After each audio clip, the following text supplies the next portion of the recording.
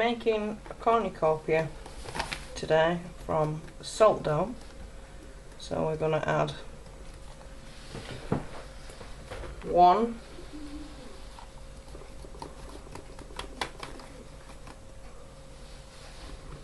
2 cups of flour,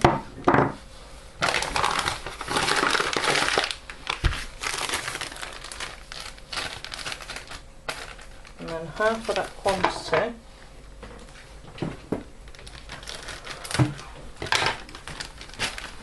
I'm going to add 1 cup of salt,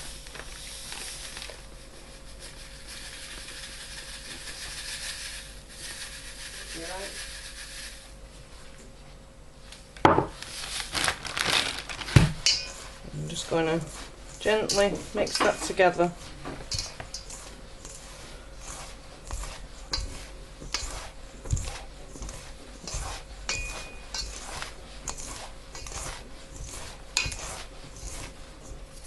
Okay,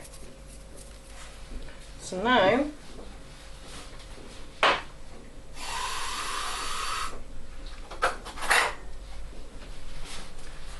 I'm just going to, in small quantities, start adding bit by bit some water. Now I'm starting with just a fork.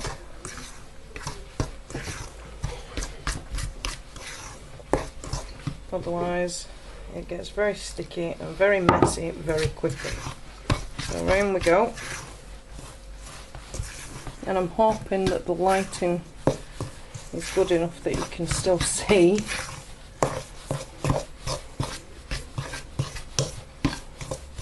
And you can see it's starting to clump up. I'm just going to push down with my fork.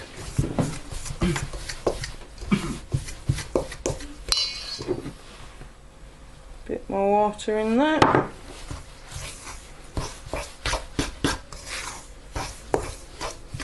I'm just going to ask my assistant if they'll put a bit more water in my cup.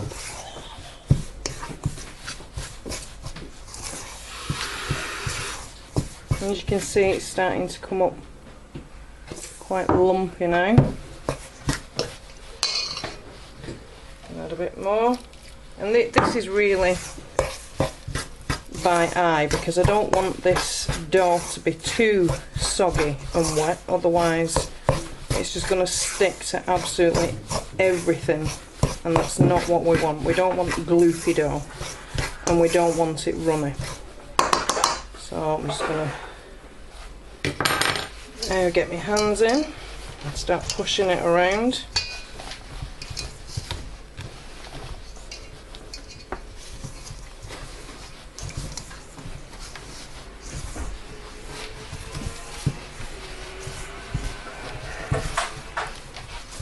And I will do this video in stages so that you're not getting really bored just watching me churning things around. A bit more water in there.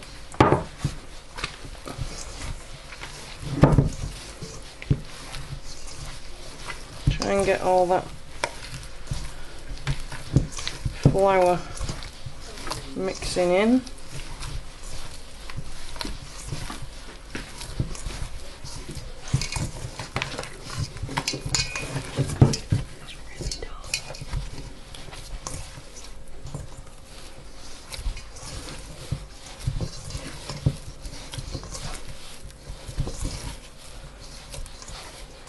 And so I can get it into a dough ball. Is it all on? A bit more. A bit more. That way? Yeah. Yeah? Right, okay. So we've got an outline of the cornucopia here, and I've left just a little bit of pastry on, well, dough on this side, because once our cornucopia starts overflowing with fruits, I want something on the base for those to be able to adhere to. So the next step is to start making the basket, and what we're going to do is add our basket weave to the edge the Cornucopia. And this is going to take a little bit of time, but the more you play with it, the more worthwhile it's going to be at the end. So we're laying these on.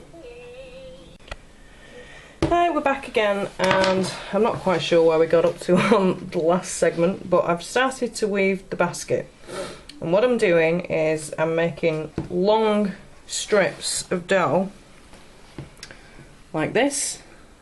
Long thin ones, not too thin that they snap, but thin enough. And I'm going to stand at the edge of the basket and try and show you how I'm creating the basket weave. I'm starting on the outside edge, and with the blunt edge of my knife I'm pushing down when I get to this first strand, taking it across, pushing down again, going across, pushing down again, going across and pushing down, but I'm actually cutting off at the end where I've got extra length. And I'm going to chuck, I won't throw it away because I'm going to be using that, so it goes back in the bowl with the other dough. So I'll do another one, starting at the edge. Now can you just check that you can see what I'm actually doing?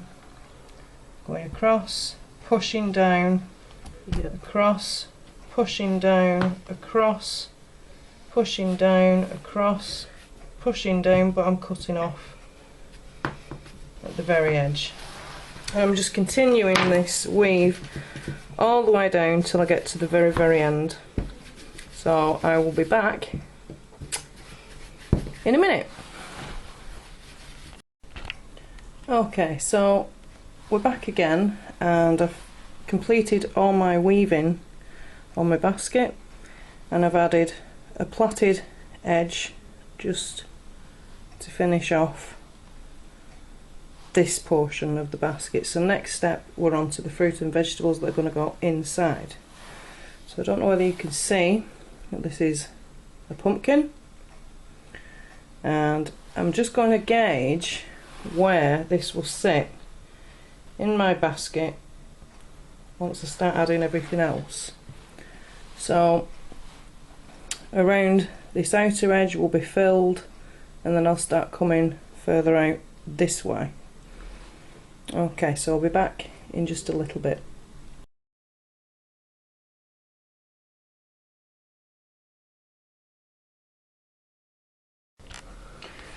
Okay, so we're back, and as you can see, I've laid all my fruits and vegetables on now, and we've got some carrots, some grapes, some sweet corn. I don't know whether you can just about make out the pattern on the sweet corn.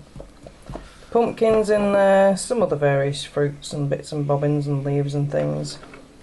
So what we're going to do next is add some egg yolk, or not egg, well yeah, egg yolk. Got it in the cup there. And with a brush we're just going to give it a quick basting over before we pop it in the oven. So I don't know where the lighting is on that, I don't know whether you can see it clearly or not, but hopefully once this hits the oven you'll be able to see a bit more of the details. So I will be back once it's been in the oven.